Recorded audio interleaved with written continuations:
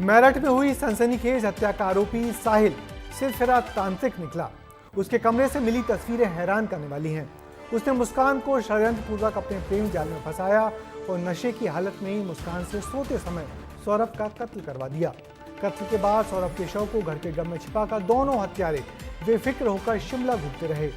इस कत्ल का खुलासा मुस्कान की मां बाप ने ही पुलिस के सामने किया।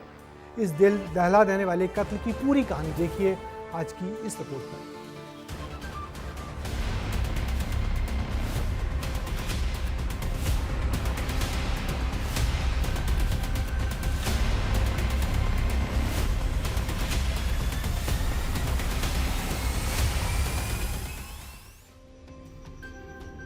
दरवाजे के बाहर लिखे ये शब्द, दीवार पर लाल शैतान और चारों तरफ बिखरा नशे का सामान। ये वो घर है जहां हुई थी मेरठ के सौरभ को मारने की प्लानिंग। ये सौरभ के हत्यारे साहिल उर्फ मोहित का बसेरा है। इस घर में चारों तरफ आपको अलग अलग पेंटिंग्स दिख रही होंगी।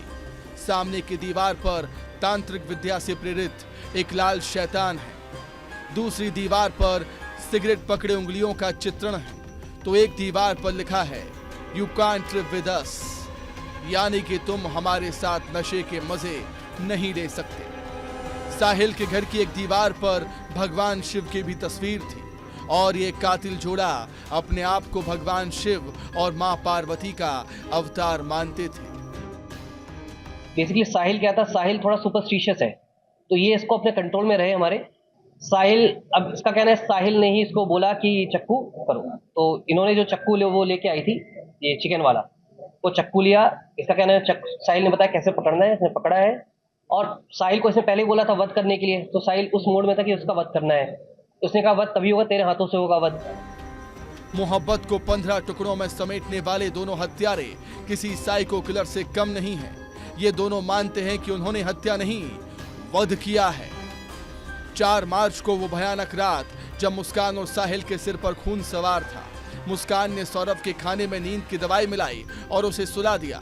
सौरभ के सोने के बाद साहिल घर आया। साहिल तंत्र मंत्र में मानता था और उसका कहना था कि शैतान ने उसे आदेश दिया है कि हत्या मुस्कान के हाथों से ही हो। जिसके बाद सबसे पहले मुस्कान ने सौरभ के सीने में चाकू मारा। साहिल ने सौरभ की दोनों हथेलियां काटी और फिर उसका सिर भी धड़ से अलग कर दिया। जिसके बाद ये शैतान का शिष्य इन तीनों टुकड़ों को अपने घर दे गया। साहिल की मां का निधन हो चुका था, लेकिन वो तंत्र मंत्र में इतना विलीन था कि आज भी अपनी मां की रूह को आसपास ढूंढता था और इसी का फायदा मुस्कान ने उठाया। मुस्कान ने स्नैपचैट पर साहिल की मां के नाम से फेक आईडी बनाई और साहिल से बातें करने लगी। मुस्कान स्नैपचैट पर साहिल की मां की आईडी से बातें करती थी। वो इस आईडी से साहिल से कहती थी मुस्कान बहुत अच्छी लड़की है, इससे शादी कर दो। और साहिल इतना अंधविश्वासी था कि वो इन सब बातों को सच समझने लगा और उसने माना कि ये मैसेज उसकी मां की आत्मा ने किए हैं।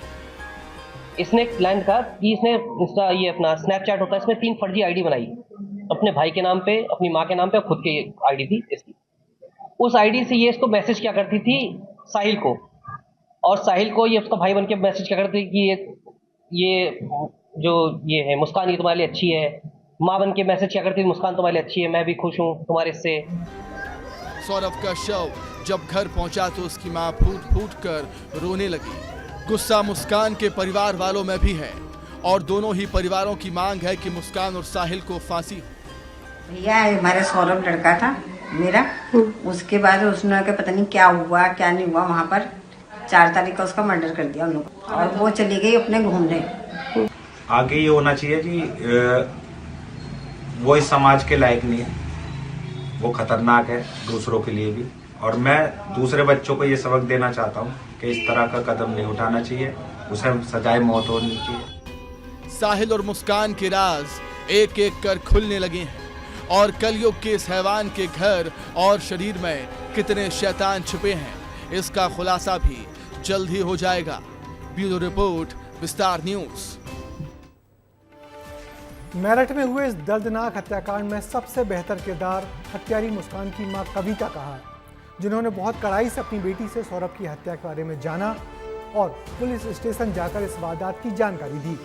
मुस्कान की मां कहती हैं कि सौरभ प्यारा बच्चा था, मेरी बेटी ही बिगड़ी थी, उसे अब फांसी मिलनी चाहिए, हमने अपना बहुत प्यारा अच्छा बेटा खो दिया। कानून का साथ देने वाले ऐसे बहादुर माँ बाप को सलाम करते हैं सब।